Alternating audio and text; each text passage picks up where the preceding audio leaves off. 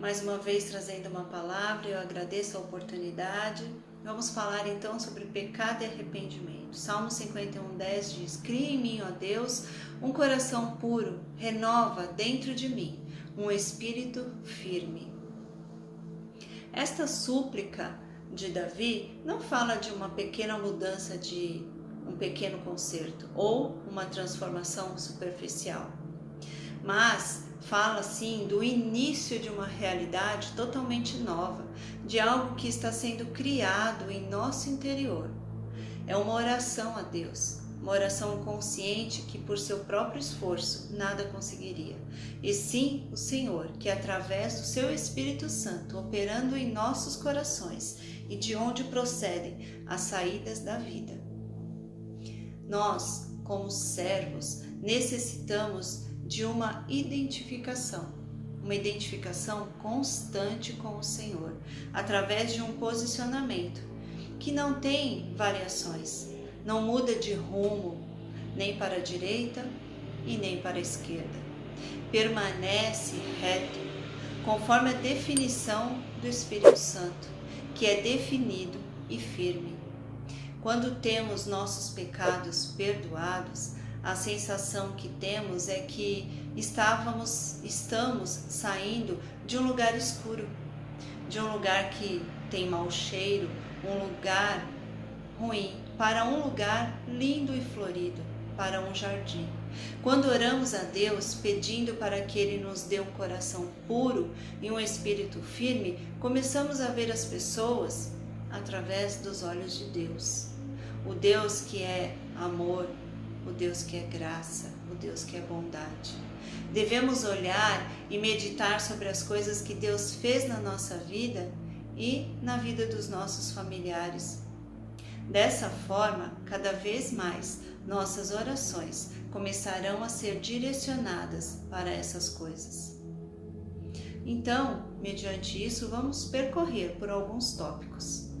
O primeiro deles, vamos falar sobre sentindo o perfume da liberdade. Como é bom respirar o ar puro dos campos, dos jardins onde as suas flores exalam um bom perfume. Saber que Deus está ao teu lado, ao meu lado e perdoa os nossos pecados quando nós os confessamos e pedimos perdão. Ele nos purifica e com isso surge a oportunidade de um recomeço. Deus deseja que não voltemos mais à velha vida. Jesus foi dado por morte e morte de cruz, e lá cravou tudo que poderia nos culpar. Vejamos o que diz Filipenses capítulo 2, versículo 8. Ele foi humildemente e obedeceu a Deus até a morte e morte de cruz. Segundo, uma nova atitude. Devemos reconhecer que o nosso coração e a nossa mente foram corrompidos pelo mundo e por Satanás. Em Efésios capítulo 2, versículo 2, nos diz que nos quais costumavam viver, quando seguiam a presente ordem deste mundo e o principal poder do ar, o espírito que agora está atuando nos que vivem em desobediência. Temos que enxergar a necessidade de um novo coração, uma maneira diferente de pensar, um espírito e uma atitude reta, uma mente renovada, transformada. Temos de ver que enganoso é o coração, mais do que todas as coisas, e desesperadamente corrupto. Vejamos o que diz em Jeremias, capítulo 17, versículo 9. O coração é mais enganoso que qualquer outra coisa, e sua doença é incurável. Quem é capaz de compreendê-lo? Nós precisamos e desejamos substituir a nossa mente pela mente de Cristo, como está em Filipenses capítulo 2, versículo 5. Seja a atitude de vocês a mesma de Cristo Jesus. O nosso coração, isto é, a nossa mente, é a fonte principal dos nossos problemas com o pecado. As ações têm início com o pensamento, pois o que nós somos e o que somos é a manifestação da nossa maneira de pensar. Temos de suplicar pela ajuda divina para que toda a sujeira seja retirada e a transformação ocorra de dentro para fora. Terceiro, ter um coração humilde. Davi era um homem humilde. Ele sabia que por si só jamais poderia se purificar e se justificar perante Deus. Por isso ele clama a Deus para que se compadeça dele, ao pedir um coração puro e um espírito firme.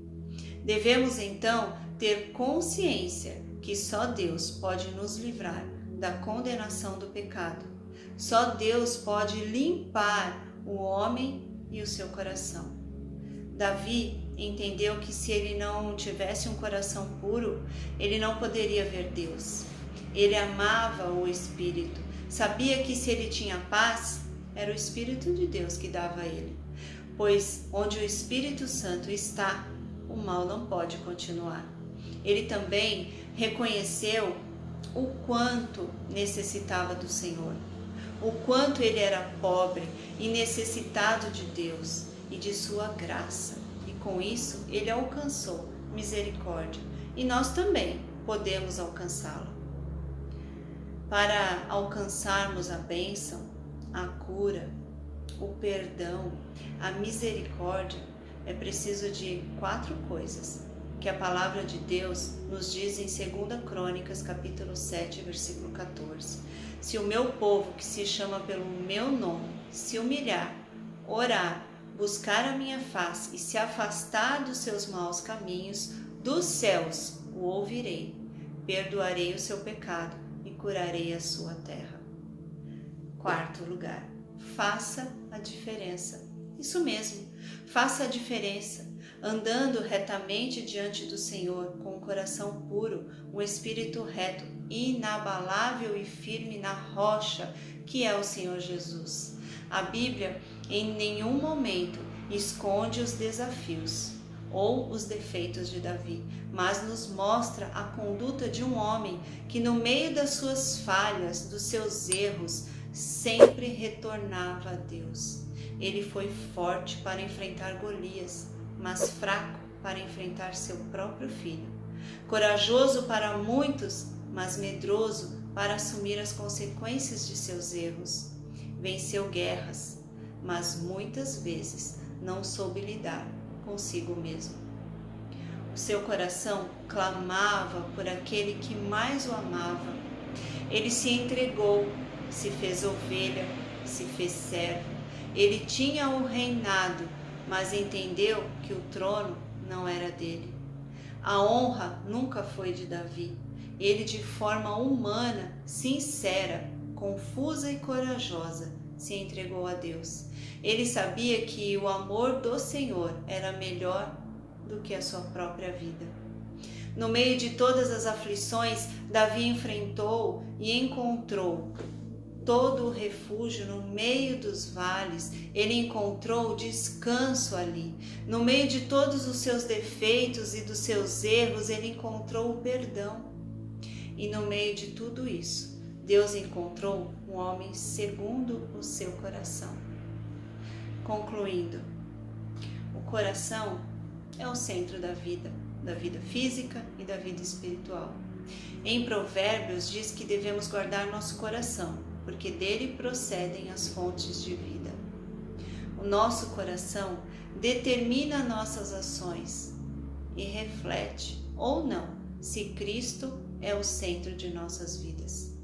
Por isso é importante que peçamos a Deus para renovar os nossos corações continuamente. Portanto, faça um inventário hoje do seu coração.